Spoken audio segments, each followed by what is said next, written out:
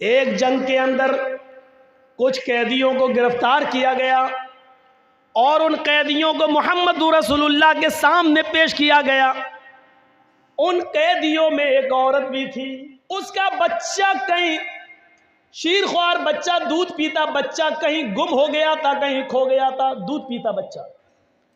ये औरत जब अल्लाह के नबी सल्लल्लाहु अलैहि वसल्लम के सामने पेश की गई और जो कैदी नबी के सामने पेश किए गए, इस औरत को होश नहीं है कि हमको नबी के सामने पेश किया गया है, क्या सजा मिलेगी। उसका दिमाग अपने बच्चे की तरफ लगा हुआ है। वो अपने बच्चे के बारे में सोचती है कि मेरा दूध पीता बच्चा कहाँ होगा। यहां तक कि वो नबी अकरम सल्लल्लाहु अलैहि वसल्लम के हुक्म के मुताबिक कैदियों को एक मैदान में जमा कर दिया गया। उस मैदान में उस औरत को भी लाया गया। वो औरत जिस भी छोटे बच्चे को देखती, जिस छोटे बच्चे को देखती, जिस दूध पीते बच्चे को देखती, उससे छीन लेती और अपने पिस्तान से उस बच्चे को लगाकर दूध पिलाने लगती। अल्लाह के नबी ने पूछा, ऐसा ये औरत क्यों कर रही है? जिस औरत के बच्चे को देखती ये पकड़ लेती और अपने पिस्तान का दूध पिलाने लगती, ऐसा क्यों है? जवाब मिला, अल्लाह के नबी, इस औरत का बच्चा कहीं गुम हो गया है, इसलिए ये हर बच्चे को अपना बच्चा समझ रही है। अल्लाह के नबी ने उस औरत की उस मोहब्बत को देखा, उस औरत की उस रहमत को देखा जो दूसरों के बच्चे को अपना बच्चा समझ रही है। अल्लाह के नबी सहाबा से सवाल करते हैं, आए मेरे साथियों, अगर इसको इसका बच्चा मिल जाए और फिर इस औरत से कहा जाए कि अपने बच्चे को आग में फेंक दो, तो तुम क्या उम्मीद रखते हो, क्या ये औरत अपने बच्चे को आग में डाल देगी? तसव्वुर करो नबी का सवाल। जो औरत दूसरे के बच्चे को अपना बच्चा समझ रही है, अगर इसको इसका बच्चा मिल जाए, फिर इस औरत से कहो कि अपने बच्चे को आग में डाल दे, जलती हुई आग में डाल दे, तो क्या वो डाल देगी? सहाबा ने कहा नहीं, हरगिज नहीं। उसकी मोहब्बत ये कभी गवारा नहीं करेगी कि वो अपने बच्चे को आग में डाल दे।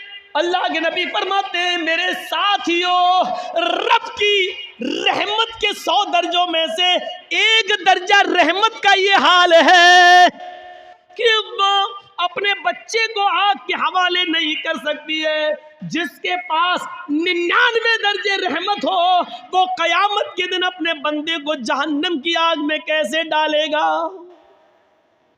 उसकी रहमत ये कैसे गवारा करेगी कि अपने बंदे को जहन्नम में डाल दे? लेकिन बंदे गुनाह कर करके, शिर्क कर करके, बिदअतें कर करके, शराब नोशी कर करके, हराम खा खा कर, हराम की कारोबार कर करके अपने आप को खुद जहन्नम में ले जाते हैं, तो उसमें अल्लाह की रहमत फिर गजब में बदल जाती है।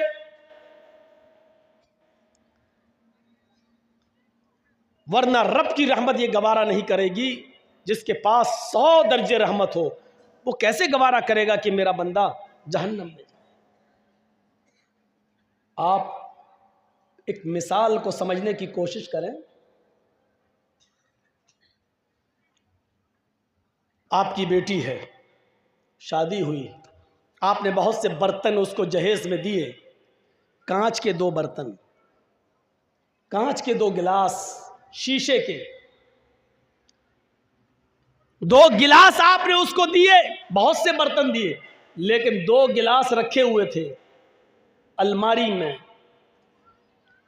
और कांच के दोनों गिलास जिसको आपकी बेटी ससुराल में जाने के बाद रोजाना साफ कर करके रखती थी, अचानक दोनों गिलास गिरते हैं नीचे। एक गिलास तो टूटकर टुकड़े टुकड़े हो जाता है और दूसरा गिलास बच जाता है। इत्तेफाक है, दूसरा गिलास बच जाता है। अब आपसे मैं पूछता हूं, आपकी बेटी किस गिलास की हिफाजत करेगी, जो बच गया उसकी या जो टूट गया उसकी? कोई भी अक्लमंद इंसान होगा उसको अगर खड़ा करके पूछा जाए तो वो यही कहेगा, अरे जो टूट गया उसकी क्या हिफाजत करेगी, वो तो चकनाचूर हो गया है। उसकी हिफाजत करेगी जो बच गया है। तो जो गिलास बच गया उसको उठाएगी, उसको पोंछेगी और फिर रख देगी। और जो टूट गया, चकनाचूर हो गया, वो जानती है कि ये जुड़ नहीं सकता। अब उसको घर में भी रखना गवारा नहीं करेगी। झाड़ू से इधर उधर कांच तो नहीं बिखर गई, किसी के पैर में न चुभ जाए, इसलिए उस जगह को साफ करके उस टूटे हुए कांच के गिलास को साफ करेगी और एक बर्तन में लेकर डस्टबिन में डाल देगी या बाहर कूड़े में जाकर फेंक देगी। उस टूटे हुए गिलास को कभी वो अपने पास नहीं रखेगी। क्यों? हर चीज का एक क्वेश्चन होता है, क्यों? यह भी एक क्वेश्चन है। वो सही सलामत गिलास की हिफाजत कर रही है, लेकिन टूटे हुए गिलास को घर से बाहर क्यों फेंक रही है? इस क्यों का जवाब है, सही सलामत गिलास की हिफाजत इसलिए कर रही है क्योंकि वो काम की चीज है, वो पीने के काम आएगा, मेहमानों को पानी पिलाने के काम या चाय पिलाने के काम या दूध पिलाने के काम आएगा। लेकिन टूटा हुआ बर्तन किसी काम का नहीं, इसलिए उसको बाहर फेंक रही है। चलिए, अब मैं आपसे पूछता हूं कि एक मां के दो बेटे हैं, दोनों बेटे जवान हैं। एक पढ़ लिख कर बहुत काबिल हो गया है, उसकी सरकारी सर्विस लग गई है, उसको 1 लाख रुपया महीना मिल रहा है। मां बूढ़ी हो चुकी है, बाप का इंतकाल हो चुका है। वो बेटा 1 लाख रुपया महीना कमाता है, 50,000 रुपये महीना कमाता है, और उसी पर वो अपना पेट भी पालता है, अपने बीवी बच्चों का पेट भी पालता है और अपनी बूढ़ी मां का भी ख्याल रखता है। लेकिन उसी मां का एक दूसरा बेटा है, वो भी जवान है, लेकिन उसके दोनों पैरों में पोलियो है, लकवा मार चुका है। उसके दोनों हाथों में कंपन है, हाथ भी उसके लकवा मार चुके हैं। वो न उठने के लायक है, न अपने से बैठ सकता है, न अपने से खा सकता है, न अपने से पेशाब और पायखाना कर सकता है। इस बच्चे की उम्र भी 18-20 साल है। इसका भाई भी 20-22 साल का है, जो कमाता है और अपनी मां को खिलाता है। लेकिन ये बेचारा अपाहिज बच्चा, दोनों पैरों से अपाहिज, दोनों हाथों से अपाहिज, बिस्तर पर लेटा है। ये न कमा सकता है, न मां का पेट भर सकता है, न खुद खा सकता है। ये बच्चा भी नाकारा है, किसी काम का नहीं है, बेकार है। बल्कि ये बच्चा अपने मां पर भी बोझ बना है, बल्कि अपने बड़े भाई के ऊपर भी बोझ बना हुआ है। मैं आपसे पूछना चाहता हूं, मां इन दोनों बच्चों में से किस बच्चे की हिफाजत करेगी और किस बच्चे को अपने घर से बाहर निकालेगी?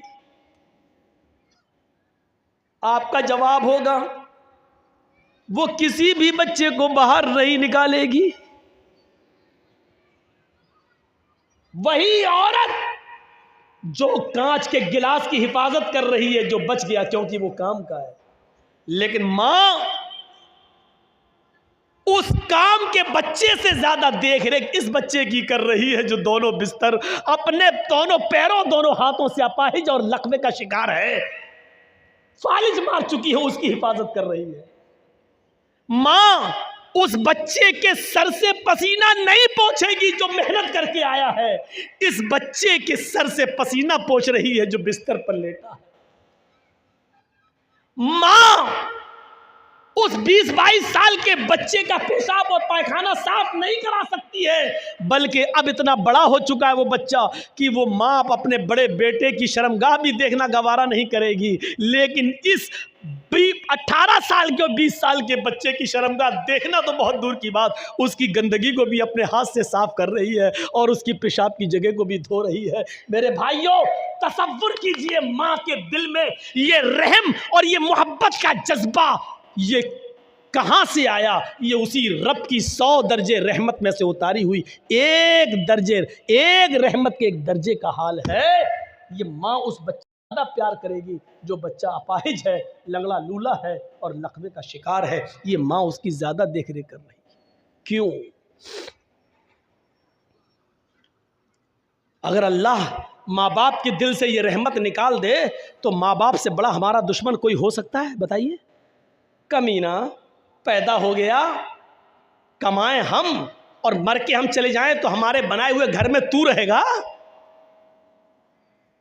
बाप की मेहनत, बाप का रात में जाग जाग कर मेहनत करके मजदूरी करके बिल्डिंग बनाना, जबकि बाप को मालूम है कि इस बिल्डिंग में हम नहीं रहेंगे, मेरे मरने के बाद मेरी औलाद रहेगी। अगर अल्लाह बाप के और माँ के दिल से ये मोहब्बत निकाल दे तो माँ बाप से बड़ा हमारा दुश्मन कौन हो सकता है? मेरी मेहनत की कमाई में तू रहेगा, लेकिन नहीं रहेगा। क्यों? क्योंकि बाप की मोहब्बत ये गवारा नहीं कर सकती है कि मेरी औलाद मारी मारी फिरे। ये मोहब्बत किसने पैदा की है? उसी रब ने। और 100 दर्जे रहमत के एक उतारा है, और एक रहमत के दर्जे का हाल ये है जो मुर्गी अपने बच्चों से प्यार कर रही है, बकरी अपने बच्चों से, भैंस अपने बछड़े से, गाय अपने बछड़े से। ये मोहब्बत का तकाजा है। और माँ अपने बेटे से मोहब्बत कर रही है, ये मोहब्बत का तकाजा है। मेरे प्यारे साथियों, जरा तसव्वुर करो रब की रहमत का एक दर्जा। अब जरा आइए फिर देखिए रब की रहमत का हाल क्या है। आइए और फिर देखिए कि रब की रहमत का हाल क्या है।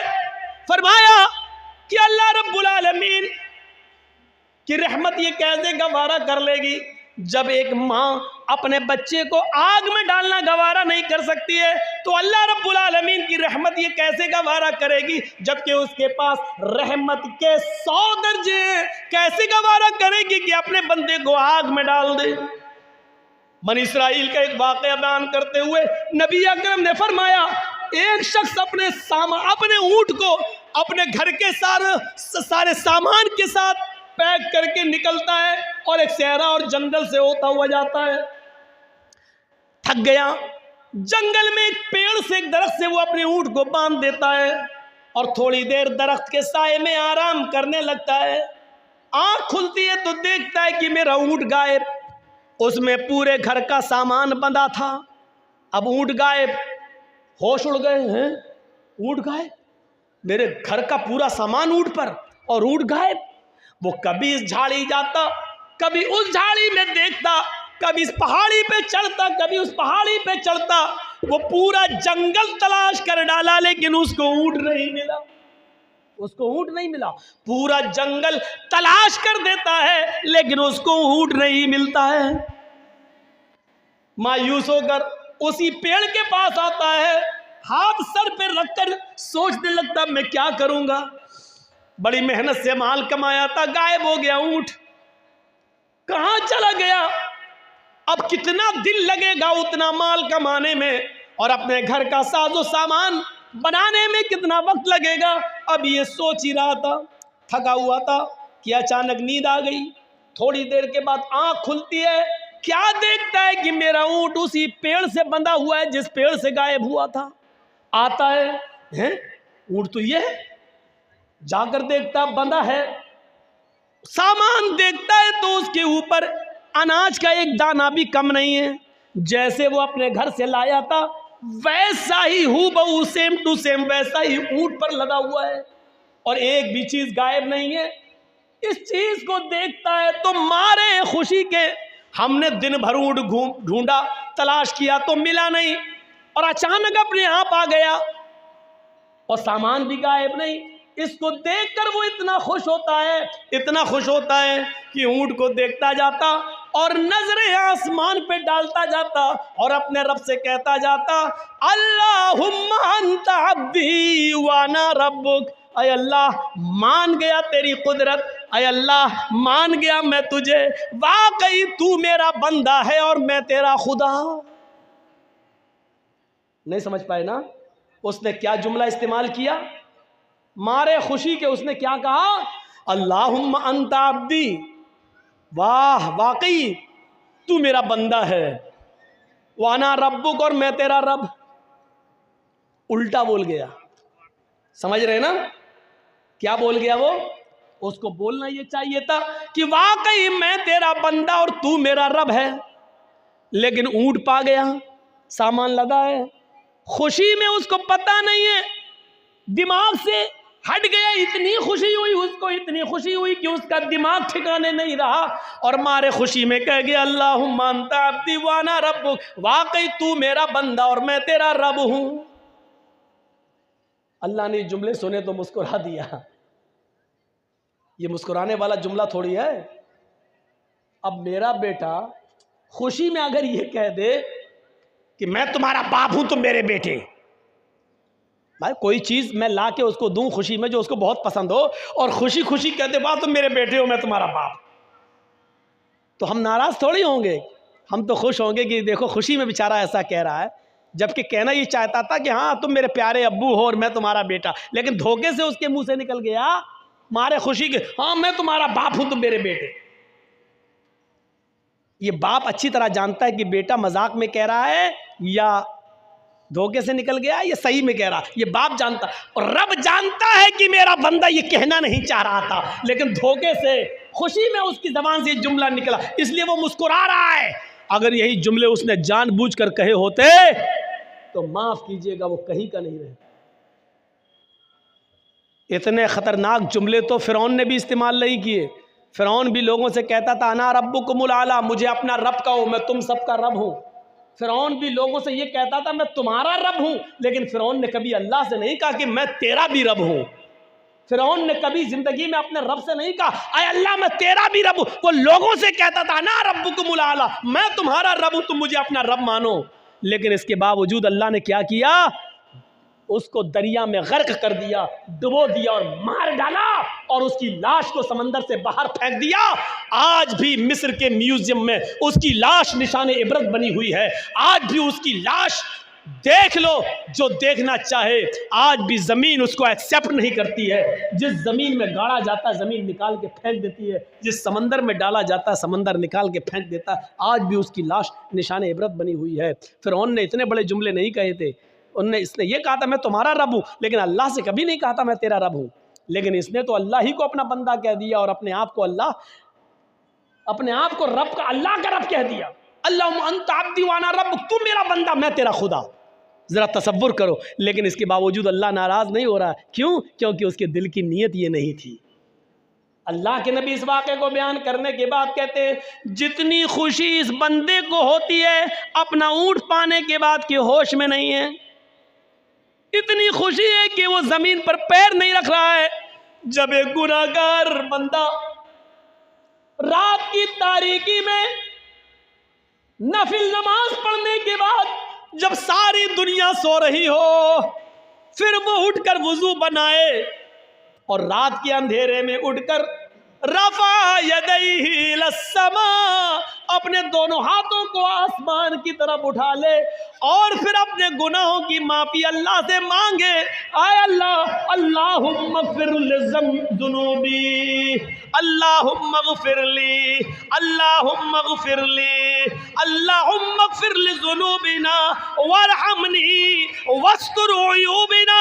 ये सारी दुआएं वो मांगने लगे और फिर वो रब को राज़ी राजी करे कि अल्लाह हमारे गुनाहों को बख्श दे, हमें माफ़ कर दे, हम पर रहम फरमा। अल्लाह के नबी फरमाते हैं जब एक गुनाहगार बंदा अपने रब के सामने अपने दामन को फैला लेता है, अपनी झोली फैला लेता है और रब के सामने अपने हाथ उठाकर दुआ मांगता है, आय अल्लाह मुझे माफ़ कर दे, मेरे गुनाह बख्श दे, तो अल्लाह ताला को इस बंदे से भी ज़्यादा खुशी होती है जो अभी मारे खुशी के ये कह गया तू मेरा बंदा मैं तेरा रब।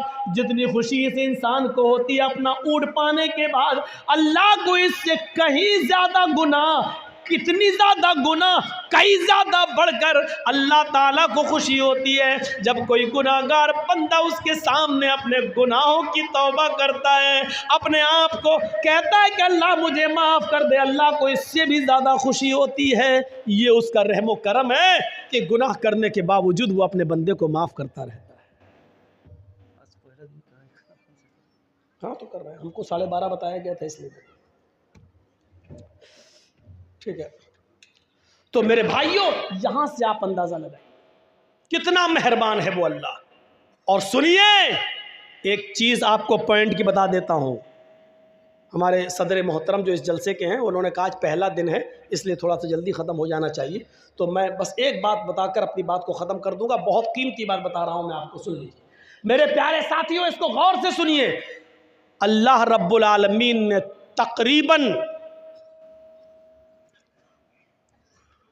20 से ज़्यादा, कुरान पढ़िए आप, 20 से 20 बार, 20 से ज़्यादा बार या इबादी कहकर अपने बंदे को पुकारा, या इबादी, बल्कि बड़े से बड़े गुनाहगार को भी यही कहा, कुल या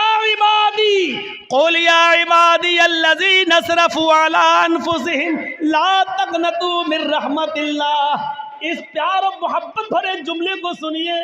बंदा गुनाहगार है, इतना गुनाहगार है कि उसने ज़मीन और आसमान भरकर गुनाह कर रखे हैं, उसको भी अल्लाह ये नहीं कह रहा भाग तू गुनाहगार है मेरे दरबार में मत आना, उसको भी अल्लाह क्या कह रहा, आए मेरे बंदो, कुल या इबादी अल्लज़ीना असरफ़ू अला अनफुसिहिम, आए मेरे बंदो अगर गुनाह कर करके तुमने ज़मीन व आसमान भर लिए हो, अगर बहुत ज़्यादा गुनाह करके अपने आप को स्याह काला कर लिया हो, अगर गुनाह कर करके तुमने ज़मीन व आसमान भी भर डाले हो, ला तक़नतू मिन रहमतिल्लाह, तब भी तुम अल्लाह की रहमत से मायूस मत हो जाओ, अल्लाह के रहमो करम से मायूस मत हो जाओ। अगर तौबा करोगे तो हम आज भी तुम्हें माफ़ करने के लिए तैयार हैं, अगर बख्शिश मांगोगे तो आज भी मैं तुम्हें बख्शने के लिए तैयार हूँ। 20 से ज़्यादा बार अल्लाह ने कुल या इबादी कहा है, आए मेरे बंदो मेरे पास तो आओ, मेरे बंदो मुझसे गुनाहों की माफ़ी तो मांगो, मेरे बंदो मेरे पास गिड़गिड़ाओ तो रो तो सही, हम तुम्हें आज भी माफ़ करने के लिए तैयार हैं। अगर 20 मरतबा या इबादी का है तो कुरान पढ़िए 300 से ज़्यादा, 300 से ज़्यादा उसने रहमत का लफ्ज़ इस्तेमाल किया है, रहमत का लफ्ज़ इस्तेमाल किया है, ये मेरी रहमत, ये मेरी रहमत, ये मेरी रहमत, और एक लफ्ज़ तो ऐसा कह दिया है, रहमती वसीअत कुल्ल शै, रहमती वसीअत कुल्ल शै। आए मेरे बंदो मेरी रहमत हर चीज़ को घेरे हुए, मेरी रहमत हर चीज़ पर छाई हुई है, मेरी रहमत के साए में आओ तो सही, आए मेरे बंदो मेरी रहमत के दायरे में आओ, हम तुम पर भी अपनी रहमत निसार कर देंगे, हम तुम पर भी अपनी रहमत का साया कर देंगे।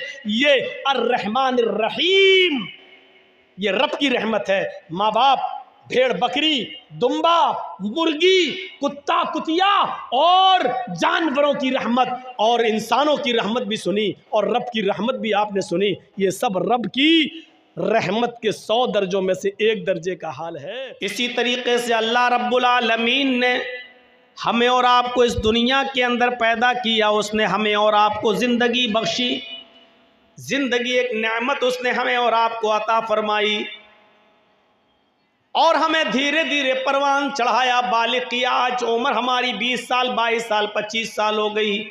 उसने कहा दुनिया में जा रहे हो, दुनिया में अपनी ज़िंदगी गुजारो, लेकिन उसने दुनिया में ज़िंदगी गुजारने के एक उसूल बता दिए, एक ज़ाब्ते बता दिए। तुम्हें ये खाना है, ये पीना है, ऐसे चलना है, ऐसे बैठना है, ऐसे शादी और ब्याह करना है, अपने बच्चों की तरबियत इस तरह करना है, अपनी बीवी के साथ इस तरह रहना है, अपने बच्चों को ये पढ़ाना है, ये नहीं पढ़ाना है, ये कारोबार करना है, ये कारोबार नहीं करना है, ये हलाल है, ये हराम है। ऐसा करोगे तो तुम्हारी ज़िंदगी कामयाब होगी और ऐसा करोगे तो तुम्हारी ज़िंदगी नाकाम हो जाएगी। उसने ज़िंदगी गुजारने के उसूल और ज़ाब्ते उसने हमें और आपको दे दिए कुरान करीम की शक्ल में, और उस ज़िंदगी को गुजारने के उसूल और ज़ाब्ते बताने के लिए एक बेहतरीन टीचर उसने हमें और आपको दिया, जनाब मोहम्मद रसूलुल्लाह सल्लल्लाहु अलैहि वसल्लम की शक्ल में। अब इस टीचर के मुताबिक, इस टीचर के बताए हुए तरीके के मुताबिक अगर आप पढ़ोगे और सीखोगे तो अपनी ज़िंदगी को कामयाब बनाओगे। हुवल्लज़ी बअस फिल उम्मीयीन रसूलन मिनहुम यतलू अलैहिम आयातिही व युज़क्कीहिम व युअल्लिमुहुमुल किताब वल हिकमा। अल्लाह तो वो है कि जिसने तुम्हें अता फरमाया, बअस फिल उम्मीयीन रसूलन मिनहुम, उम्मियों के अंदर से एक रसूल उन्हीं में से निकाल कर तुम्हारे अंदर भेजा। उसने तुम्हें एक नबी दिया। वो नबी क्या करता है? यतलू अलैहिम आयातिही, कुरान की तिलावत करता है, व युज़क्कीहिम, और उनको गुनाहों की दलदल से पाक व साफ करता है, निकालता है, व युअल्लिमुहुमुल किताब वल हिकमा, और कुरान व हदीस का दर्स देता है, कुरान व हदीस सिखलाता है। ये ज़िंदगी उसने दी है तो ज़िंदगी गुजारने के तरीके भी बताए हैं और ज़िंदगी गुजारने के उसूल भी सिखाए हैं, और वो किताब है कुरान, और वो मुअल्लिम है, वो टीचर है मोहम्मद रसूलुल्लाह। अब हर आदमी गौर करे, अगर उसने ज़िंदगी जो हमारी और आपकी है, अगर इस ज़िंदगी को ज़िंदगी देने वाले के उसूल पर और उसके बताए हुए तरीक़े पर अगर हम गुजार रहे हैं, तब तो हमारी ज़िंदगी कामयाब है। और अगर हमने उसके बताए हुए उसूल पर अगर हमने ज़िंदगी नहीं गुजारी, तो जिस तरीक़े से बंदूक हमारी होने के बावजूद हमारी जान जा सकती है, स्विफ्ट और फार्चूनर गाड़ी हमारी होने के बावजूद चलाना नहीं जानते, हमारे लिए वबाल जान बन सकती है, उसी तरीके से अगर हमने सिखाने वाले रब्बुल आलमीन की मर्ज़ी के मुताबिक अगर ज़िंदगी नहीं गुजारी, तो यही ज़िंदगी हमारे लिए बाइस अज़ाब जहन्नम बन सकती है, हमारे लिए गुनाह बन सकती है, हमारे लिए मुसीबत बन सकती है।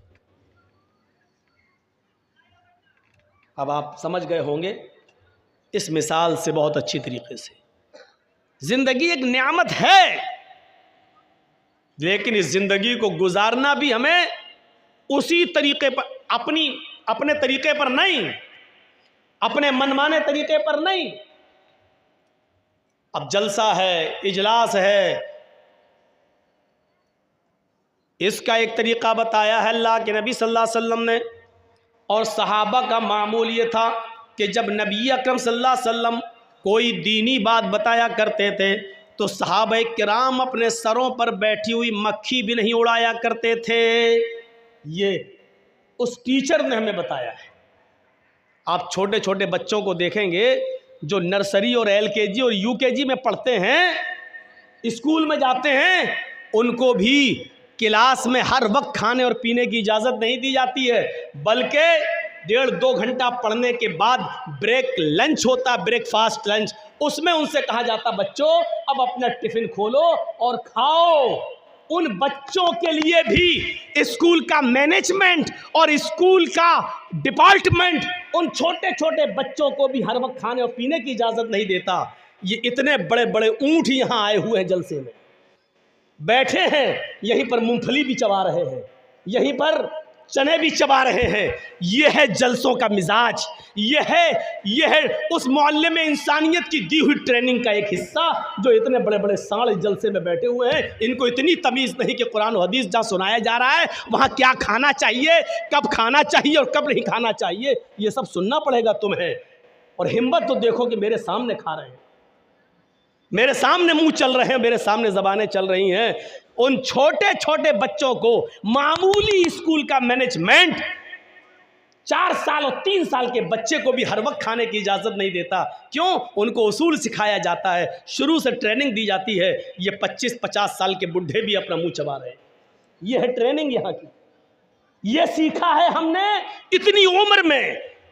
20 साल से तो मौलाना जर्जीस तकरीरें कर रहे हैं, जर्जीस साहब की तकरीरों का ये असर हुआ है, ये सीख पाई है आज हमारी कौम, ये सीख पाई है आज हमारी बरादरी, ये सीख पाया है आज हमारा इस्लामी मैनेजमेंट।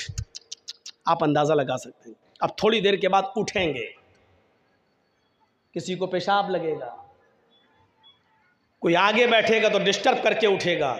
एक छोटा सा बच्चा भी अगर जाता है तो एक उंगली से इशारा करता है, मैम वॉशरूम। तमीज़ देखिए। मैं जानता हूं कि मैं तकरीर कर रहा हूं, आप मुझसे नहीं कह सकते हो एक उंगली दो उंगली, लेकिन वो बच्चा है जो बर्दाश्त नहीं कर सकता, इसलिए उसको टीचर इजाज़त देती है कि जाओ बेटा। लेकिन वही बच्चा जब 8 और 10 साल का होता है, 15 साल का होता है, तो उसको इजाज़त नहीं मिलती।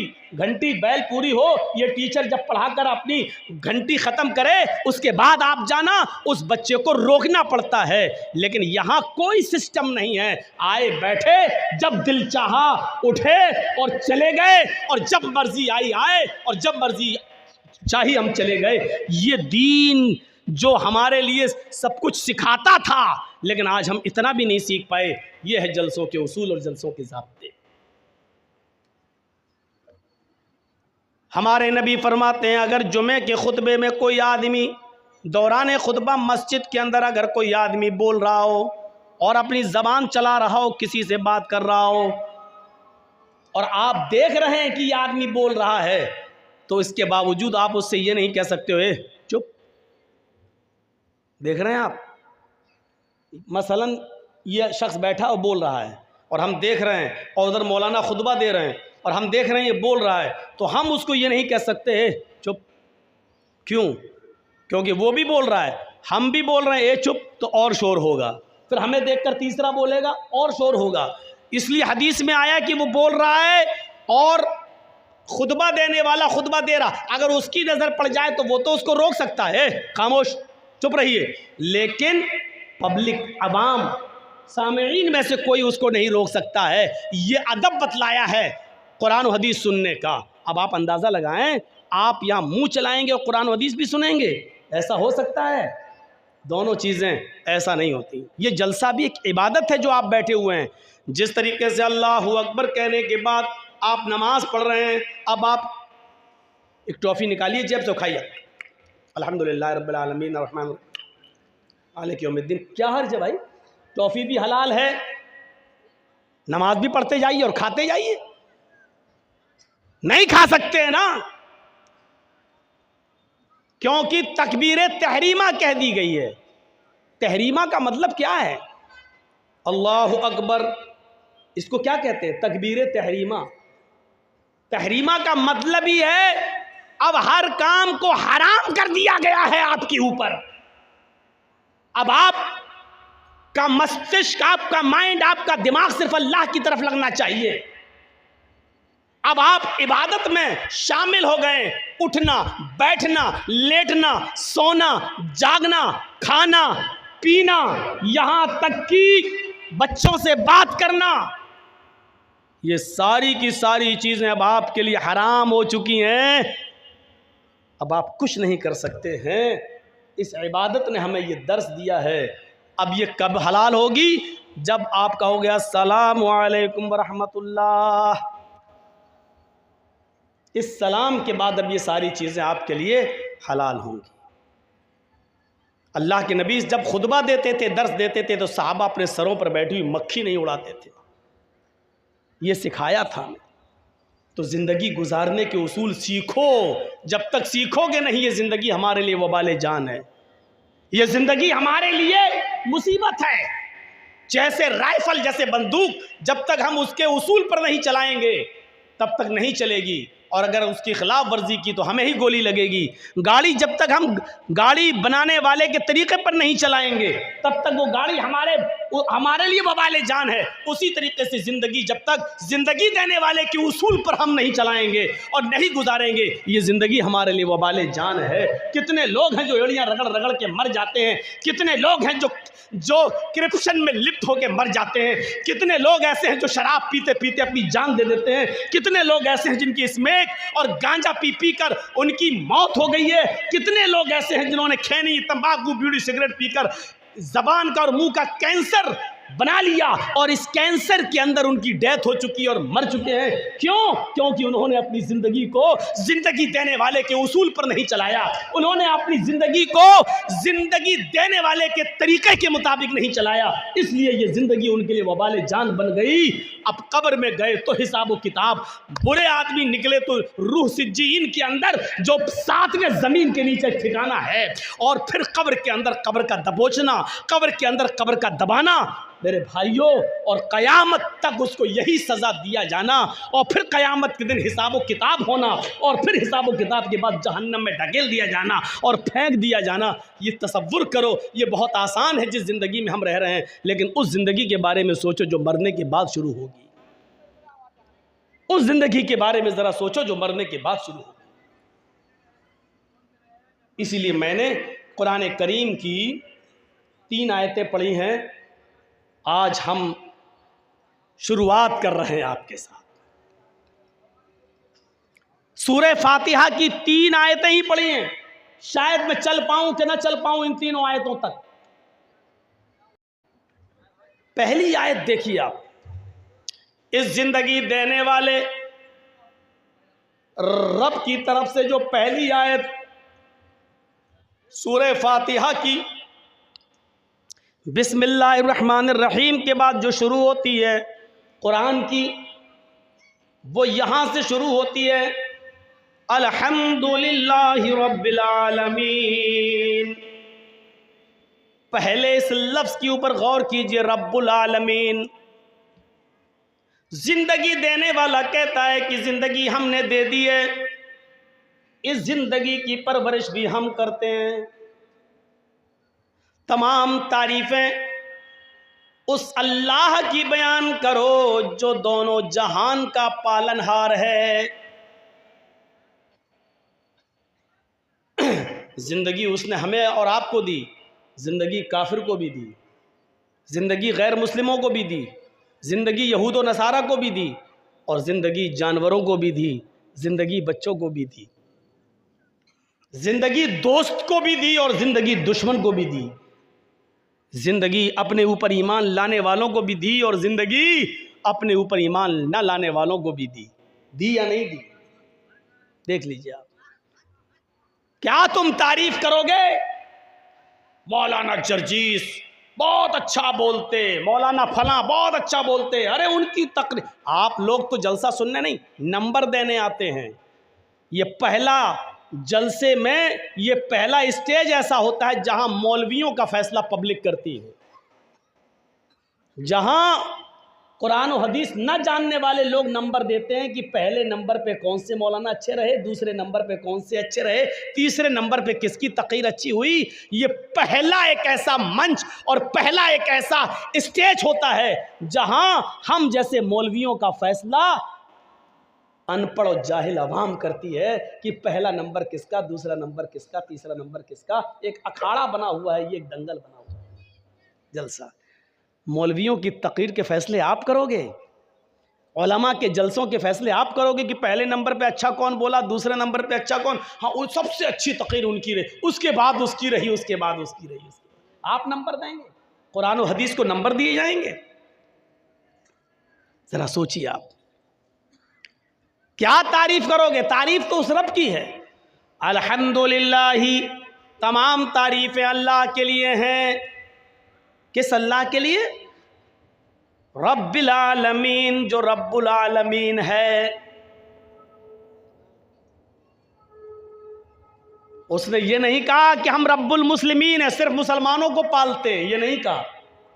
उसने ये नहीं कहा रब्बुल मुत्तकीन है, हम सिर्फ मुत्तकियों को पालते हैं, जो हमसे डरेगा हम उसको रोजी देंगे, नहीं।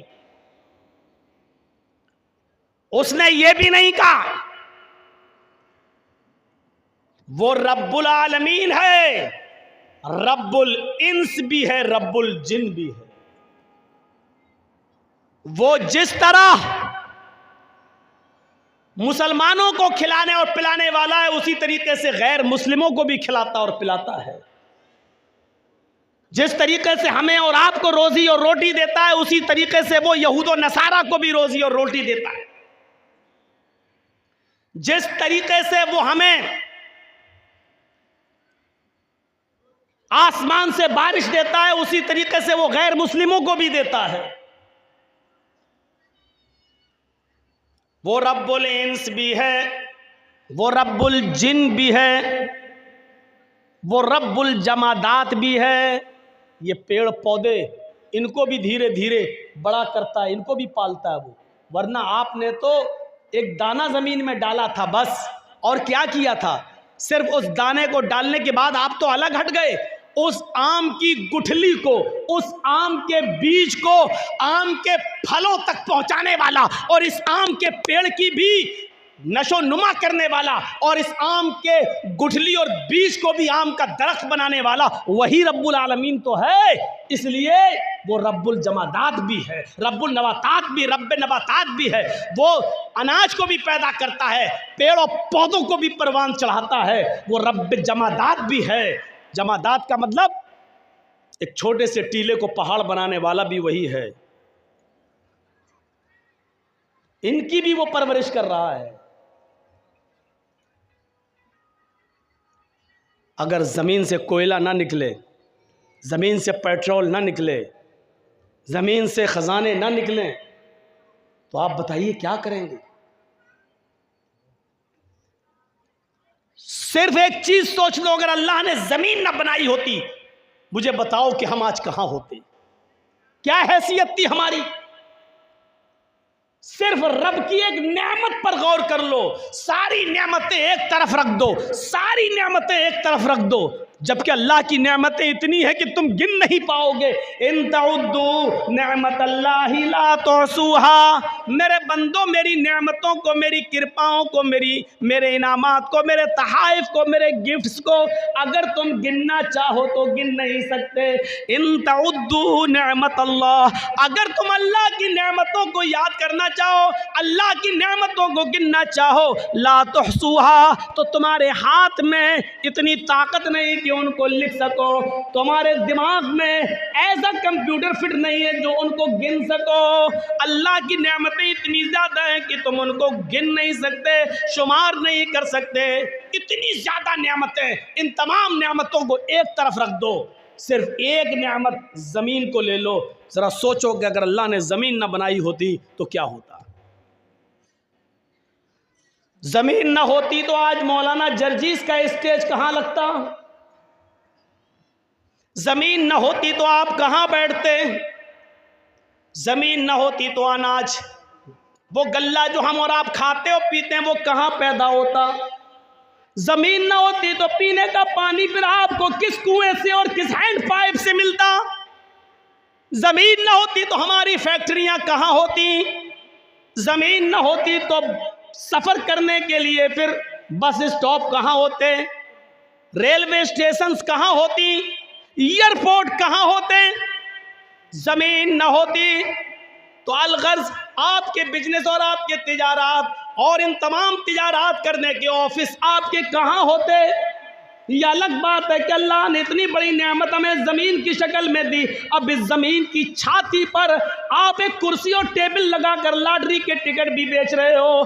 आप इस ज़मीन पर, जो अल्लाह की नेमत है, आप इस ज़मीन पर अफीम की और इसमें की खेती भी कर रहे हो। इस ज़मीन के ऊपर आप चरस और गांजा भी बो रहे हो। आप ब्राउन शुगर की खेती भी कर रहे हो। इस ज़मीन के ऊपर शराब के अड्डे भी आप खोल रहे हो। जो अल्लाह इस जमीन को हमवार कर सकता है, हमारे फायदे के लिए बना सकता है। इस जमीन की छाती पर ये गुनाहों के अड्डे खोलने वालों, तुम्हारे कारोबार को कारून के खजाने की तरह और कारून के साथ कारून की तरह तुम्हें भी धसाने पर वो कादिर है। जिस तरह कारून को उसके खजाने के साथ जमीन के अंदर धसा दिया, जरा शराब के अड्डे खोलते हुए, लॉटरियों के टिकट बेचते हुए, हराम कारोबार के लिए अफीम और चर्च की खेती करने से पहले जरा सोचो कि अल्लाह रब्बुल आलमीन का एक हुक्म हुआ, जमीन अगर फट गई या जलजला आ गया तो हमारी हैसियत क्या है, हम कहाँ होंगे। कभी आपने सोचा है जो इतनी बड़ी नेमत दे सकता है वो इस नेमत पर कादिर भी है, वो इस जमीन के सीने को फाड़ कर हमें कारून और उसके खजाने की तरह हमें धसाने पर भी कादिर है। कभी सोचा है हमने? इसलिए हमेशा याद रखो, अल्लाह ने जब अगर ये नेमत दी है तो इस नेमत का इस्तेमाल भी वैसे ही करो जैसे उसने बताया है। ऐसा हो सकता है मियाँ और बीवी मिले, हमल ठहरा, पानी के उस कतरे से फिर अलका बना, फिर मुज़गा बना, जमा हुआ खून बना, फिर गोश्त का लोथड़ा बना, फिर गोश्त के लोथड़े में हड्डी बनी, फिर उन हड्डियों के अंदर गोश्त डाला गया, फिर उंगलियां बनी, पोर बने, धड़कने वाला दिल बना, घुटना बनाए, पंजे बने, उंगलियां बनी, नाखून बने, दिमाग बना और इस दिमाग में हजारों तारों का कनेक्शन डाला, दो दो चमकते हुए ट्यूबलाइट आंखों की शक्ल में दी। और ये सब कुछ देने के बाद 9 महीने के बाद बिल्कुल होशियारी के साथ एक तंग जगह से 2 किलो, 2.5 किलो और 3 किलो की बच्चे की शक्ल में मां के पेट से ये बच्चा जब बाहर आता है तो जो अल्लाह इस 2.5 किलो के इस बच्चे को, जो अभी सोचने के लिए दिमाग काम नहीं कर रहा है, दिमाग लेकर आया है, लेकिन अभी इतनी अकल नहीं है, देखता है लेकिन अभी पहचानता नहीं है कि कौन माँ है, कौन बाप है, कौन भाई है, कौन बहन है। अभी भूख लगती है तो अंगूठों को मुंह में रख लेता है। जो अल्लाह इस मिजाज से और इस माहौल से बच्चे को माँ के पेट से निकालता है और खैरियत के साथ वो इस दुनिया में लाता है, तो क्या उस रब ने इस इंसान के बड़े हो जाने के बाद इसको जिंदगी कैसे गुजारी जाए, इबादत कैसे की जाए, अच्छे काम कैसे किए जाएं और बुरे काम कैसे न किए जाएं, उनसे रोका जाए, तो क्या उस अल्लाह ने उसके लिए कोई इंतजाम नहीं किया होगा?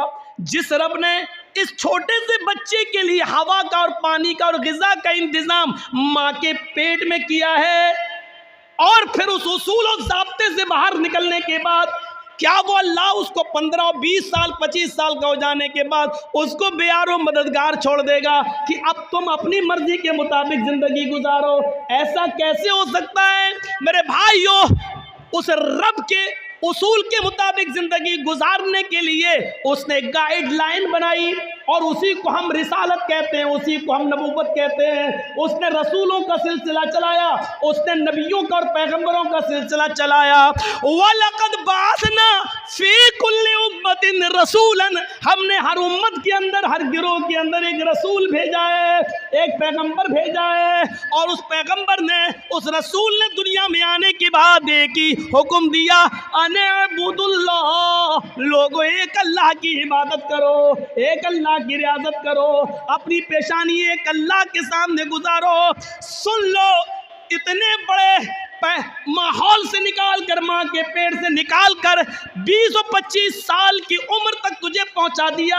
इसमें किसी अजमेर वाले का हाथ नहीं है, बदायूं वाले का हाथ नहीं है, कछोचा वाले का हाथ नहीं है, फुलवारी शरीफ का कोई भी बाबा अभी तक तेरे कोई काम नहीं आया है। यहाँ तक पहुँचाने वाली ज़ात उसी अल्लाह की है, इसलिए इबादत के लायक भी सिर्फ वही है। ये पेशानी उसने सबसे ऊपर बनाई, ये माथा उसने सबसे ऊपर बनाया।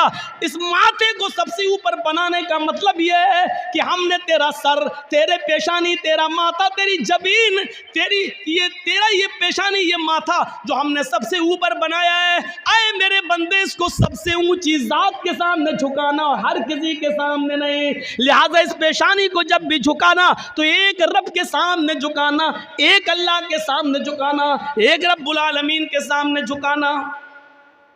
यहां से हम अंदाजा लगाएं कि वो इसके बावजूद वो सबको दे रहा है। रब्बुल आलमीन है। बारिश भी बरसाता है तो सबको देता है। हम और आप किसको खिलाएंगे? जर्जीत साहब के बेटे की शादी हो रही है, जर्जीत साहब लिस्ट बनाएंगे किस किस को बुलाया जाए। जो हमारे हमदर्द हैं, हमारे रिश्तेदार हैं, लिस्ट में नाम लिखेंगे, और जो हमारा विरोधी है उसका नाम सबसे पहले काट देंगे, हट वो नहीं आएगा। जर्जीत साहब का विरोधी, जर्जीत साहब का मुखालिफ, जर्जीत साहब का दुश्मन, जर्जीत साहब के दस्तरखान पर उनकी शादी में, उनके बेटे की शादी में नहीं आ सकता है। जर्जीत साहब ने अपना और परायापन दिखा दिया।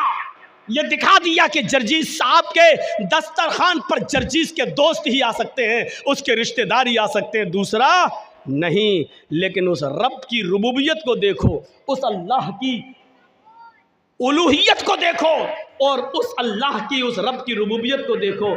उसने जो अनाज पैदा किया है, उस अनाज को हिंदू भी खा सकता है, मुसलमान भी खा सकता है, उसको सिख और ईसाई भी खा सकता है, और पारसी भी खा सकता है। दुनिया में उसने जितने लोगों को पैदा किया सब उससे फ़ायदा उठा सकते हैं। गौर करो, जो उसने खाना मूसा अलैहिस्सलातु वस्सलाम को दिया तो फिरौन को भी उसने भूखा नहीं सोने दिया।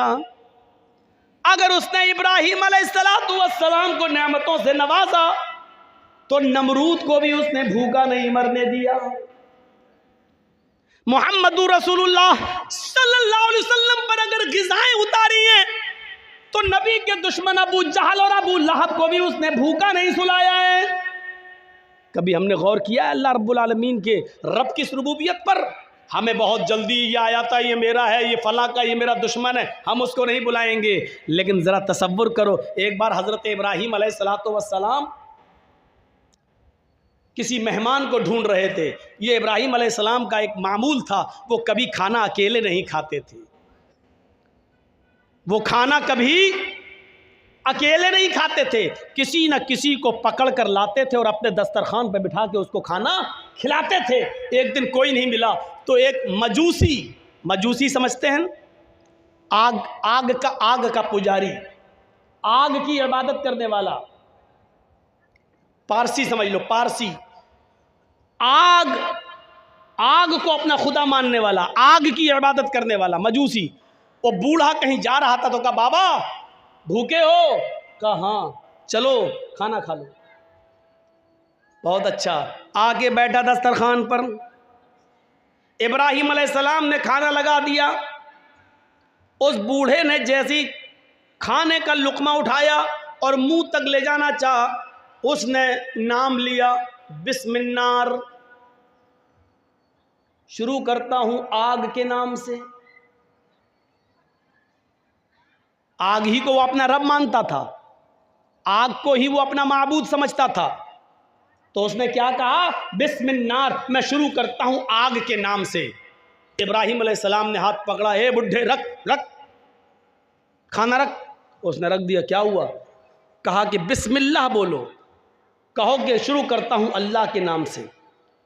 बुढ़ा बोला, भैया मैं ये तो नहीं बोलूँगा, मेरा खुदा तो आग है, मैं तो आग के ही नाम से खाऊंगा। इब्राहीम अलैहिस्सलाम ने कहा, ये खाना, ये नेमत मेरे रब ने दी है, इस पर मेरे रब का नाम लोगे? उसने कहा, इब्राहीम भूखा मर जाना गवारा है, तेरे रब का नाम लेना गवारा नहीं। इब्राहीम अलैहिस्सलाम ने कहा, उठ भाग। चला गया बुढ़ा, नहीं खिलाया। अभी वो 100, 150 या मुश्किल से 200 कदम गया होगा। अल्लाह ने जिब्राइल को भेजा और कहा, जिब्राइल इब्राहीम से कहो उस बुढ़े को बुला कर लाओ और दस्तरखान पे खाना खिलाओ। खाना रब ने दिया है, तुमने नहीं। इब्राहीम अलैहिस्सलातु वस्सलाम ने उस बूढ़े को बुलाया और पकड़ कर लाए। आए बुजुर्ग, इधर आओ, चलो खाना खा लो। उसने कहा, इब्राहीम अभी तो आपने बुरी तरह भगाया और आप कहते हो खा लो। फरमाया, हाँ चलो खा लो। दस्तरखान पर बिठाया, कहा देखो मैं अपने रब का ही नाम लूंगा, बिस्मिल्लाह। फरमाया, बाबा तुम्हें जिसका नाम लेना हो उसका नाम ले लो, लेकिन खाना खा लो। कहा, इब्राहीम इतना कैसे बदल गए हो? फरमाया, जब तुम दस्तरखान से उठ कर गए, 200 कदम दूर पहुंच गए, मेरे रब ने जिब्रील को भेज दिया, एक फरिश्ते को भेजा, और उस फरिश्ते ने आकर मुझसे कहा, इब्राहीम उस बूढ़े की उम्र तो 90 साल है, तुम बताओ तुम्हारी उम्र कितनी है? उस बूढ़े ने कहा 90 ही साल है। कहा, यह अभी मेरे रब ने बताया है, जिब्रील ने बताया कि उस बूढ़े की उम्र 90 साल है। 90 साल की पूरी जिंदगी उसने कभी मेरा नाम नहीं लिया। इब्राहीम इसके बावजूद मैं उसको खिलाता रहा, वो तेरे दस्तरखान पर एक बार मेरा नाम नहीं लिया, तूने उसको भगा दिया। ये रब की रहमत को गवारा नहीं, ये उस अल्लाह की रहमत को गवारा नहीं कि कोई भूखा दस्तरखान से उठ जाए। आए बाबा, तुमने 90 साल से मेरे रब का नाम नहीं लिया, लेकिन फिर भी उसने तुम्हें खिलाया। आज भी उसने दस्तरखान से भूखा उठ जाना उसको गवारा नहीं हुआ। उसने मुझे बोला कि बुला कर लाओ और खिलाओ। उस बूढ़े के आंखों में आंसू आ गए और रोते हुए कहने लगा, इब्राहीम अपना हाथ बढ़ाओ, पहले मेरा रिश्ता उस रब से जोड़ दो जो इतना मेहरबान है, जो 90 साल तक मुझे जिसका नाम नहीं लिया और फिर भी खिलाता और पिलाता रहा, यहाँ तक कि आज भी उसने मुझे भूखा दस्तरखान से उठना गवारा नहीं किया है। और आज भी उसने आपके पास फरिश्ते को, जिब्रील को भेजकर मुझे खाना खिलाने के लिए यहाँ भिजवाया है। आए इब्राहीम, अब सबसे पहले मेरा रिश्ता उस रब से जोड़ दो, तभी हम बाद में खाना खाएंगे। उस बूढ़े ने उस रब से रिश्ता जोड़ा और उसके बाद खाना खाया। तो मेरे भाइयों, यह है रब्बुल आलमीन। वो ये नहीं देखता है कि मेरे दस्तरखान पर जो खा रहा वो मेरा दुश्मन है। यकीन मानिए, अगर अल्लाह ये समझने लगे कि ये मेरा दुश्मन है, तो यकीन मानिए फिर किसी काफिर को एक घूंट पानी भी पीने का मौका न दे।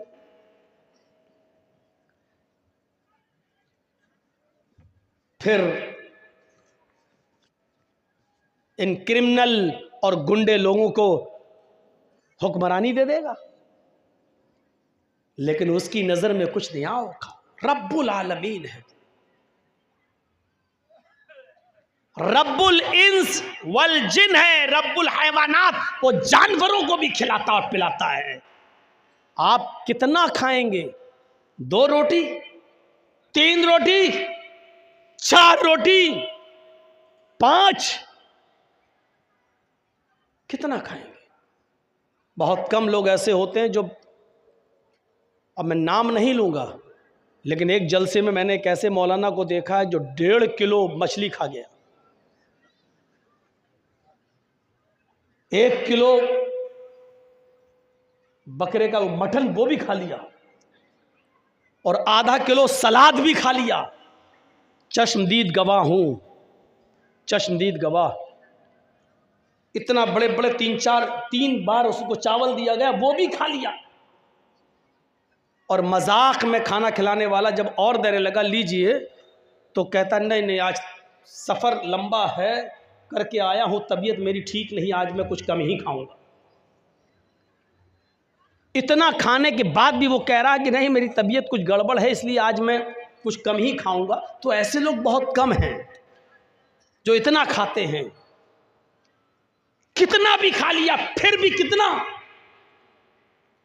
लेकिन मेरा रब तो वो है जो समंदर में चलने और टहलने वाली व्हील मछली, जो बड़े बड़े जहाज़ों को भी उलट देती है, बड़े बड़े जहाज़ों को भी पलट देती है, जो एक दिन में 40 टन गोश्त खाती है, 40 टन मछलियां, मुर्दे, और ये जो जानवर है हशरातुल अर्ज़, जो जमीन के जानवर और समंदर में फिरने वाले जानवर, जो मुंह फाड़ती हो जितने उसके मुंह में आ जाएं, 40 टन खाती एक दिन में, पर डे। उसकी खुराक कितनी है? 40 टन।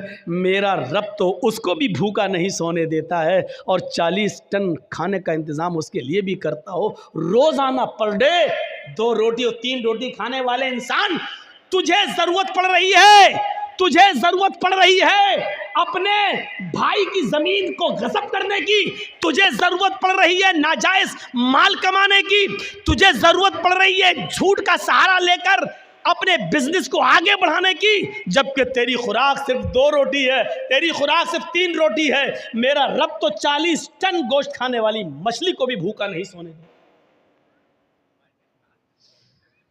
याद रखिएगा, कुरान और हदीस पढ़िए आप, कुरान और हदीस फिर सुन लीजिए। 2 हुकूक हैं, एक हुकूकुल्लाह और एक हुकूकुल इबाद। तीसरी कोई चीज नहीं मिलेगी। हुकूकुल्लाह 1/4 हैं और हुकूकुल इबाद 3/4। 1/4 हुकूकुल्लाह है और 3/4 हुकूकुल इबाद हैं। हुकूकुल्लाह 1/4 है, सिर्फ चौथाई। इस्लाम के अंदर 2 ही हुकूक हैं, हुकूकुल्लाह और हुकूकुल इबाद। अल्लाह का हक सिर्फ चौथाई है और 3 हिस्से बंदों से जुड़े हुए हैं, बंदों से। इसका मतलब समझ रहे हो? अल्लाह ने फरमाया कि मैं अपना हक चाहूं तो माफ कर सकता हूं, लेकिन बंदे का हक मैं माफ नहीं करूंगा। इसका मतलब समझते हो? इसका मतलब यह है, नमाज बहुत ज़रूरी है, लेकिन अगर छूट गई या जानबूझकर अगर आपने छोड़ दी, अल्लाह अगर चाहे तो माफ़ कर सकता है। ये अल्लाह की मर्ज़ी पर डिपेंड है, वो चाहे तो माफ़ कर सकता है। बहुत ज़रूरी है नमाज, लेकिन अगर आपने छोड़ दी, जानबूझकर ही तर्क कर दी, अल्लाह चाहे तो माफ़ कर सकता है। ये अल्लाह की मर्ज़ी पर डिपेंड करता है। लेकिन अगर आपने अपने किसी मुसलमान भाई की या किसी गैर मुस्लिम ही की, हिंदू ही की या ईसाई की या क्रिश्चियन की या यहूदी की, अगर एक बालिश्त ज़मीन पर अगर कब्ज़ा कर लिया है और उसको अपनी ज़मीन में शामिल कर लिया है, एक बालिश्त ज़मीन पर कब्ज़ा करके अपने मकान में शामिल कर लिया है, तो अल्लाह क़यामत के दिन इसको माफ़ नहीं करेगा। समझ रहे हैं? नमाज एक बार माफ़ कर देगा, ये मेरा हक है, मैं चाहूं तो माफ़ कर सकता हूं, चाहूं तो ना करूं। लेकिन अगर किसी का हक मारा है, एक बालिश्त नहीं, 1 इंच भी अगर आपने किसी की ज़मीन पर नाजायज़ कब्ज़ा किया है, तो अल्लाह इसको माफ़ नहीं करेगा। नमाज आपने छोड़ी तो अल्लाह माफ़ कर सकता है, लेकिन अगर आपने किसी को माँ की गाली दी, बहन की गाली दी, ये कबीरा गुनाह है, इसको अल्लाह माफ़ नहीं करेगा क़यामत के दिन, जब तक के दुनिया में आपको आपके भाई ने माफ़ न किया हो। तो जाओ बेटा, जाओ, ठीक है। ये है समझाने का असर। सामने ही बैठकर और पहली सफ में, इसको कहते हैं चोरी और ऊपर से सीना जोरी। तुम जैसे 360 मौलवी रोज़ाना आए, हम उनकी नहीं माने, तुम्हारी क्या मानेंगे? तुम तो कल के लौंडे हो मौलाना। ये है हमारा हाल। सिस्टम देखिए आप, सिस्टम। तो सुन रहे हैं, इसको अल्लाह माफ़ नहीं करेगा। इसलिए हुकूकुल इबाद का ख्याल रखिए। जुल्म अल्लाह कभी नहीं करता अगर आपने किसी पर किया, जब तक कि वो माफ़ ना करे। हाजी जब हज के मैदान में होता है और आसमान से एक फरिश्ता हज के दिन 9 तारीख को अरफा के मैदान में आकर कहता है, आए हाजियों, अपने गुनाहों की माफ़ी मांगने वालों, अपने गुनाहों से तौबा करने वालों, जाओ, आज अल्लाह ने तुम्हें गुनाहों से पाक व साफ कर दिया है।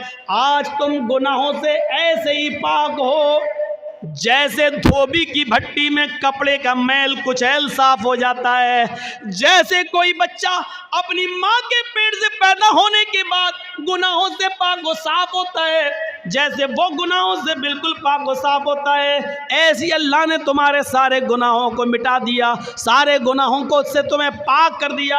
अय हाजियो, अपने मुल्क में जाने के बाद, अपनी बस्ती में जाने के बाद फिर से तुम अपने आप को सयाह मत कर लेना। जाओ, आज तुम्हारे ऊपर से गुनाह मिटा दिए गए हैं और तुम्हें पैदा होने वाले बच्चे की तरह कर दिया गया है, उस कपड़े की तरह कर दिया गया है जिसको धोबी की भट्टी में जाने के बाद उसका मैल और कुचैल साफ हो जाता है, गंदगी साफ हो जाती है, तो मैं कपड़े की तरह धुल दिया और साफ कर दिया है। जहां फरिश्ता ये ऐलान करके खुशखबरी सुनाता है कि अल्लाह ने तुम्हारे गुनाहों को ख़त्म कर दिया, मिटा दिया, ऐसे मौके पर भी अल्लाह उस हज के मैदान में भी उन लोगों के गुनाह नहीं मिटाता है जो किसी पर जुल्म करके हज करने आए हैं, या किसी की दुकान पर नाजायज़ कब्जा करके, या एक दो बालिश ज़मीन किसी की दाब कर उस पर जुल्म करके हज के मैदान में पहुंचे और हज करने आए। जब तक बंदा उसको माफ़ नहीं करेगा, अल्लाह भी माफ़ नहीं करेगा। अल्लाह हज के मैदान में भी उसको माफ़ नहीं करता। अपना हक माफ़ कर सकता है अल्लाह, लेकिन अगर आपने अल्लाह के बंदे का हक मारा है तो जर्जी साहब अपना हक माफ़ कर सकते हैं। इस आदमी की अगर आपने ज़मीन दाबी है या इस पर जुल्म किया है तो इसका जुल्म हम थोड़ी माफ़ कर देंगे। आपने जुल्म उसके ऊपर किया है, ये उसका हक है, वो चाहे तो माफ़ करे चाहे तो ना करे।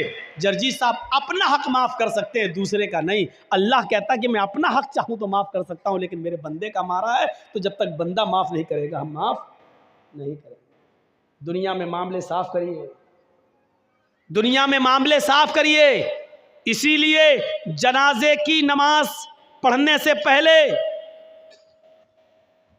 पढ़ाने से पहले ये पूछ लेना चाहिए कि जिस आदमी का जनाजा मैं पढ़ाने जा रहा हूं उस मरने वाले पर किसी का कोई हक तो नहीं है। कौन पूछता है?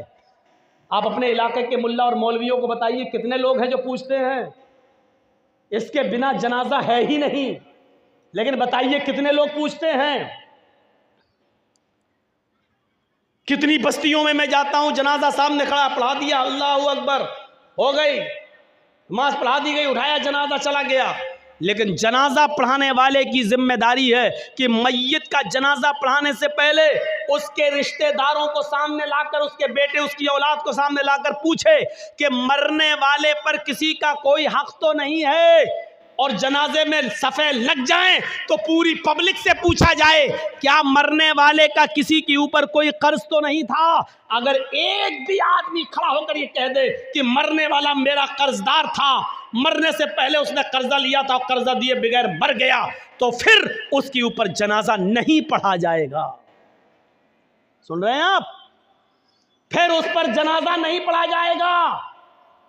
फिर उसके घर का कोई आदमी खड़ा होकर, उसका बेटा या उसका भाई खड़े होकर ये कहेगा कि अपने बाप का कर्जा मैं अदा करूंगा। जब बेटा या घर का कोई वारिस ये कहे कि मैं इस मय्यत का कर्जा मैं अदा कर दूंगा, इतना इतना रुपया तुम्हारा कर्जा मैं दे दूंगा, जब इस बात की गारंटी जब कोई लेगा तब उसका जनाजा पढ़ा जाएगा।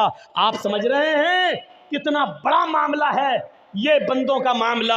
एक आदमी मर गया, दुनिया से चला गया, उसके साथ उसकी नेकियों का दरवाजा भी बंद हो गया, लेकिन इसके बावजूद मेरे भाइयों उसका जनाजा पढ़ाने से पहले पूछा जाएगा क्या इसके ऊपर किसी का कर्ज तो नहीं था, कोई मामला तो नहीं था।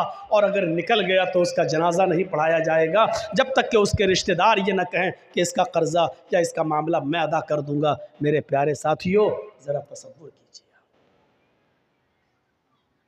नबी अकरम सल्लल्लाहु अलैहि वसल्लम का आखिरी वक्त है, इस दुनिया से जाने वाले हैं, इंतकाल में 2 या 3 दिन बाकी रह जाते हैं।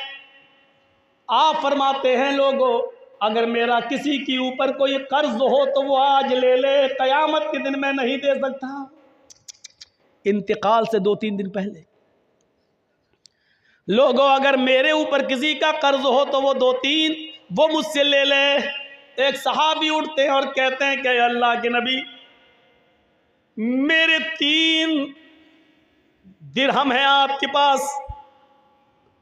अल्लाह के नबी सल्लल्लाहु अलैहि वसल्लम ने एक सहाबी को हुक्म दिया कि 3 दिरहम इसके अदा कर दिए जाए। उस सहाबी ने उसी वक्त उनके 3 दिरहम दे दिए। आपने फरमाया, लोगों, जब मेरी रूह कब्ज़ उनसुरी से परवाज हो जाए, जब मेरा इंतकाल हो जाए, तो मेरी नमाज जनाजा से पहले पूछ लेना किसी का कोई कर्ज तो नहीं है, किसी का कोई कर्ज तो नहीं है। अगर कोई मिलता है तो उसका कर्ज अदा कर दिया जाए, उसके बाद मेरा जनाजा पढ़ाया जाए और फिर मुझे कब्रिस्तान में दफन कर दिया जाए। मुझे गौर कीजिए मेरे भाइयों, ये वो हस्ती कह रही है जिसके लिए हम मकाम महमूद की दुआ करते हैं हर नमाज के, हर अज़ान के बाद। और इसका हाल ये हुआ कि अल्लाह के नबी सल्लल्लाहु अलैहि वसल्लम का जब इंतकाल हुआ तो पूछा गया कोई कर्ज तो नहीं था। जवाब कहीं से नहीं मिला। सबसे पहले अबू बकर सिद्दीक ने आपकी नमाज जनाजा पढ़ी, फिर उमर फारूक ने नमाज जनाजा पढ़ी, फिर उस्मान गनी ने नमाज जनाजा पढ़ी, फिर हज़रत अली ने पढ़ी। मसला याद रखना, अल्लाह के रसूल की नमाज जनाजा जमात के साथ नहीं हुई। अल्लाह के नबी की नमाज जनाजा किसी ने नहीं पढ़ाई। हुजरे में थे, एक एक करके लोग आते गए, पढ़ते गए। पहले अबू बकर सिद्दीक ने पढ़ी, फिर उमर फारूक ने पढ़ी, फिर उस्मान गनी ने पढ़ी, फिर हज़रत अली ने पढ़ी, फिर एक एक साहबा बाद में आते गए, पढ़ते गए। एक एक करके पढ़ते जाते, निकलते जाते, यहाँ तक कि बाद में औरतों ने भी नमाज जनाजा पढ़ी और सबसे लास्ट में बच्चों ने नमाज जनाजा पढ़ी। इसी को पढ़ते पढ़ते और लोग देखने आते थे।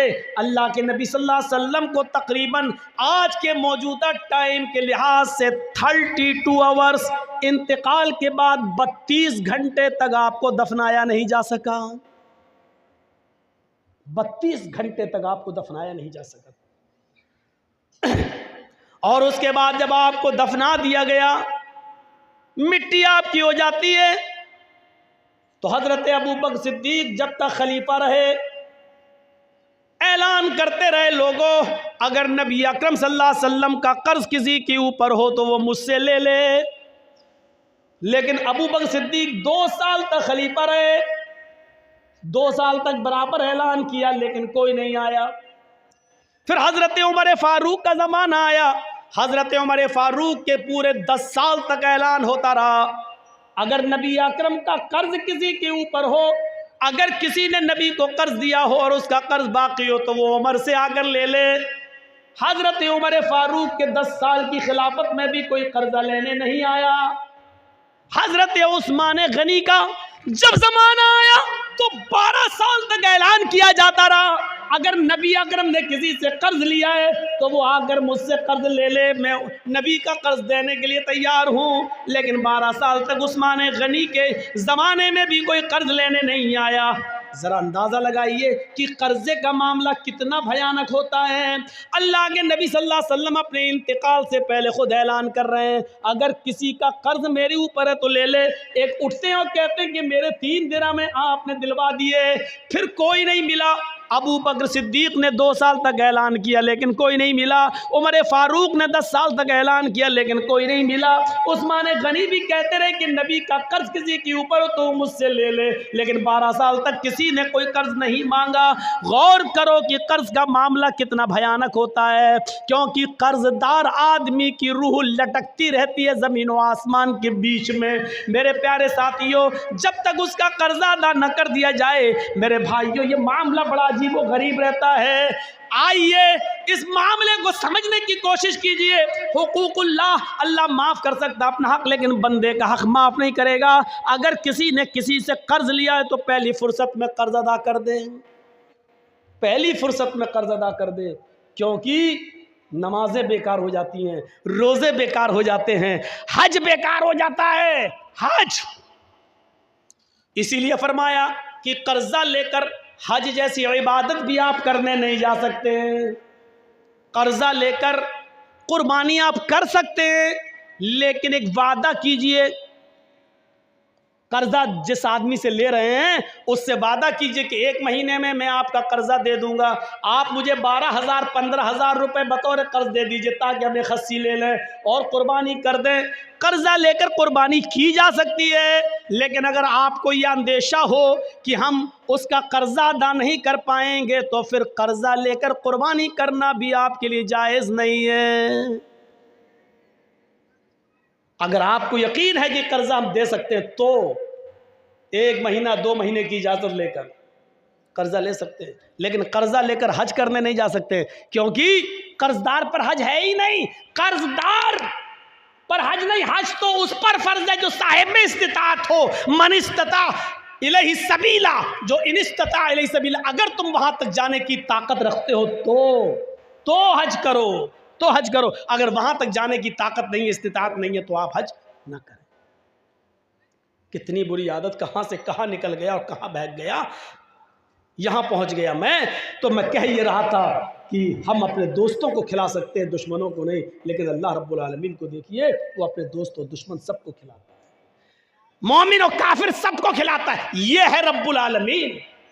इसके बाद आइए दूसरी आयत पर, अर्रहमानिर रहीम, कितनी बड़ी नेमत है। वो बड़ा ही रहम करने वाला, इंतहाई मेहरबान है। अल्लाह कितना बड़ा मेहरबान है ये समझने के लिए बाद में हम आपको इस तरफ बाद में आएंगे। पहले ये सोचिए, अल्लाह कहता है कि मेरे पास रहमत के 100 दर्जे हैं। इस बात को ज़रा गौर से सुनिएगा, ये समझ गए तो पूरी तकरीर समझ जाएंगे। अल्लाह ने कहा मेरे पास रहमत के 100 दर्जे। अल्लाह ने कहा मतलब अल्लाह के नबी ने कहा, अल्लाह ने फरमाया, यानी हदीस कुदुसी।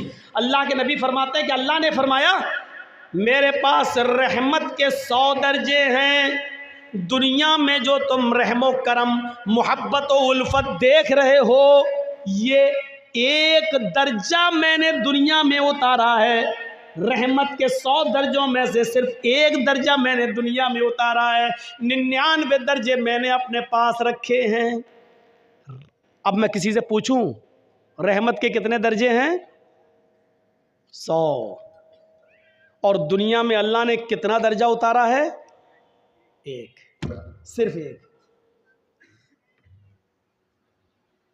एक मुर्गी को देखिए आप, मुर्गी बिल्ली को देखती है फौरन भागती है, लेकिन वही मुर्गी जब अंडों पर बैठती है और अंडों से चूजे निकलते हैं और मुर्गी जहां सड़क पर दाना चुगती है, अपने बच्चे उसके पीछे पीछे आते हैं, अचानक बिल्ली को देखती है मुर्गी तो भागती नहीं है। अब आप देखिए वो मुर्गी अब भाग नहीं रही है, क्योंकि जानती अगर मैं भागूंगी तो मेरे बच्चे मारे जाएंगे। वो मुर्गी अपने परों से खोलकर अपने बच्चों को समेटती है और बिल्ली के सामने सीना तान के खड़ी हो जाती है। इस मुर्गी के अंदर अपने बच्चों की मोहब्बत और अपने बच्चों की उल्फत के लिए परों का खोल देना और अपने बच्चों का समेट लेना, ये उसी एक दर्जे मोहब्बत का हाल है। ये उसी एक दर्जे मोहब्बत का हाल है, 99 दर्जे नहीं। एक कुतिया जब उसके बच्चे पैदा करने का वक्त आता है तो आप देखिए कुतिया भी ऐसी जगह तलाश करती है कि हम अपने पेट से अपने बच्चों को जन्म दे सकें जहां दूसरे कुत्ते ना पहुंच पाए और खतरनाक जानवर वहां पहुंचकर हमारे बच्चों को मार न डालें। आपने देखा कभी?